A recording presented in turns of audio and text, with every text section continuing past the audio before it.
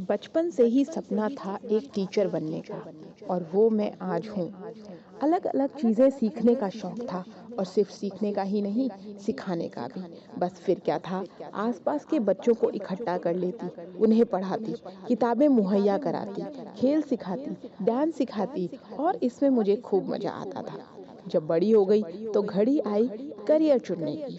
Science stream से पढ़ाई की थी, इसलिए कई करियर ऑप्शन सामने थे, पर मेरा मन तो टीचिंग में ही अटका पड़ा था और अल्टीमेटली मुझे वही बनना था और मैं बन भी गई।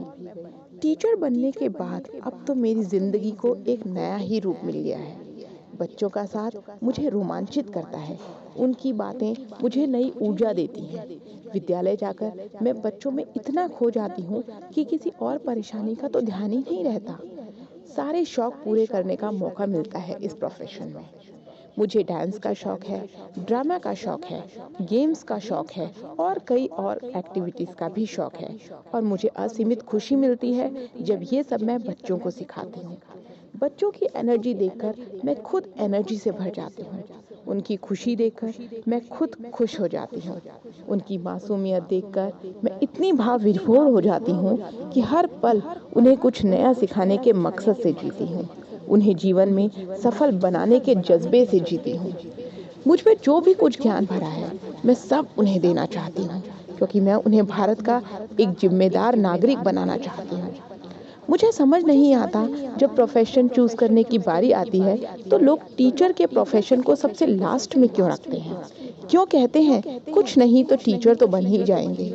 वे ये शायद नहीं जानते कि हर एक प्रोफेशन टीचर से ही पढ़कर बना है। गुरु का महत्व तो ग्रंथों में भगवान से भी ऊपर है।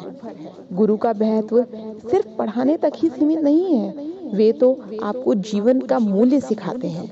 भटक जाओ तो सही रास्ता दिखाते हैं, आपको इस काबिल बनाते हैं कि आप दूसरे कोई भी प्रोफेशन में जा सको और सफलता प्राप्त कर सको। मैं तो भगवान का बहुत धन्यवाद करती हूँ कि उन्होंने मुझे एक टीचर बनने का मौका दिया और प्यारे प्यारे बच्चों का साथ दिया।